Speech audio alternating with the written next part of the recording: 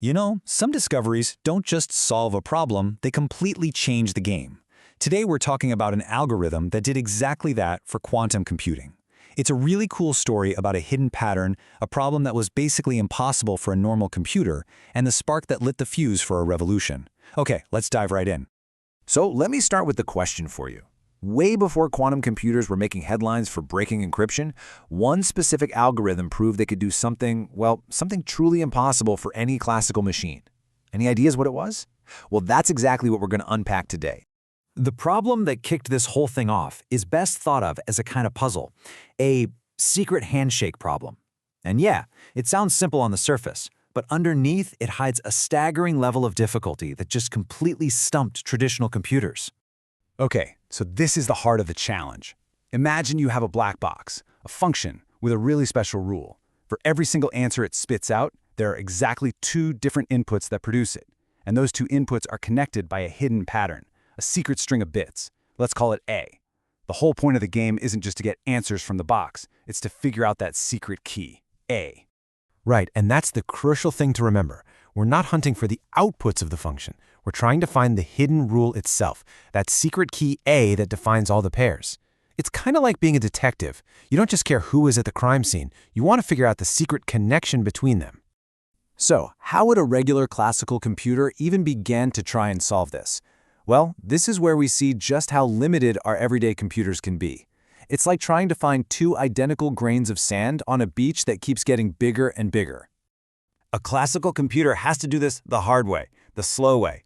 It's stuck with brute force. It plugs in one number, gets an answer. Plugs in another number, gets an answer. It just keeps guessing and checking over and over, hoping it eventually stumbles upon two different inputs that give the same result. It's a frustrating game of chance. The quantum approach, though, is on a whole other level. It uses this amazing property to essentially test all the possibilities at the exact same time. And this formula right here, this is that classical wall we're talking about. This tells us roughly how many times a classical computer would need to check the box to have a good shot at finding the secret key. It's an exponential function. And what that means is, for every single bit you add to the length of the secret key, the problem gets exponentially harder. We're talking impossibly hard, really fast, for even the biggest supercomputers on the planet. But then, back in 1994, a computer scientist named Daniel Simon came up with this brilliant quantum solution, an algorithm that could somehow see this underlying pattern and just crack the code with an elegance that was, at the time, totally unbelievable. And this is why it's so important. Simon's algorithm wasn't just some clever party trick. It was a landmark. It was one of the very first real mathematical proofs that a quantum computer could blow a classical one out of the water on a certain problem. And not just by a little bit, but by an exponential margin. Okay, so this circuit diagram, this is the engine of the whole thing. Now don't worry, we're not going to get lost in the weeds here. But here's the magic. The first part puts our qubits into something called a superposition, which is just a fancy quantum way of saying it represents all possible inputs at once. Then, the next part queries our secret function on every single one of those inputs simultaneously. That's the quantum advantage in a nutshell, something a classical computer just can't do. So how does it actually work? Well, first, we create that superposition of all inputs.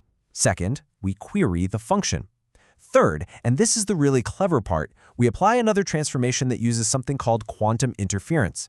Think of it like noise-canceling headphones for information. It cancels out all the useless junk and amplifies the one signal that points toward our secret key.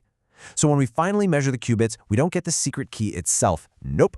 Instead, we get a random clue that has a special relationship with it. Okay, so what do we do with these clues? Well, think of it like this. Every time we run the quantum circuit, we get one piece of the puzzle. It's not the whole picture, just a single clue.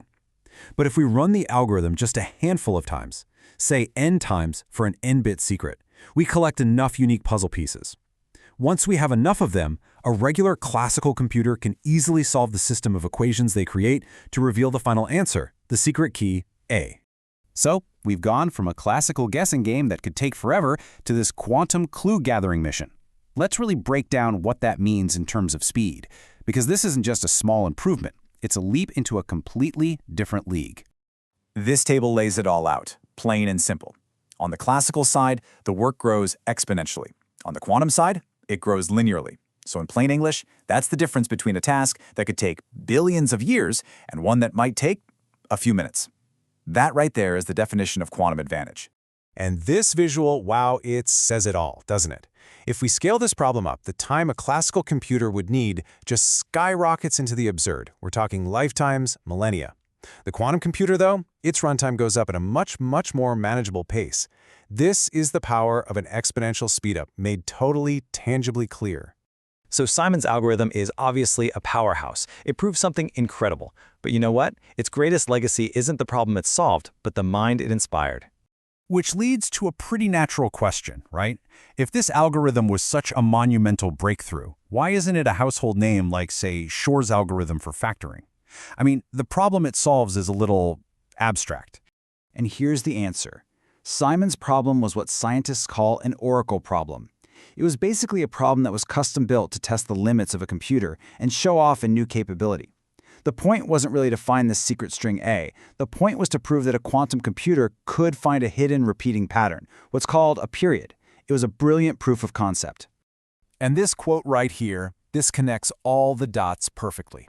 A researcher at Bell Labs named Peter Shor read Daniel Simon's paper. He saw that the core technique, using a quantum computer to find a hidden period, could be adapted from Simon's abstract puzzle to a very real-world problem. You can just see the incredible domino effect on this timeline. In the very same year, 1994, Simon's algorithm provided that conceptual spark. Shor took that spark and applied it to the problem of factoring big numbers. And that created the fire that is Shor's algorithm. And today, the entire field of quantum cryptography exists because of that fire. A fire that started with Simon's seemingly simple secret handshake problem. This whole story just goes to show how a single, seemingly abstract piece of research can become the foundation for world-changing technology. It really makes you wonder, doesn't it? What theoretical paper, published quietly today, holds the key that's going to unlock our next great revolution?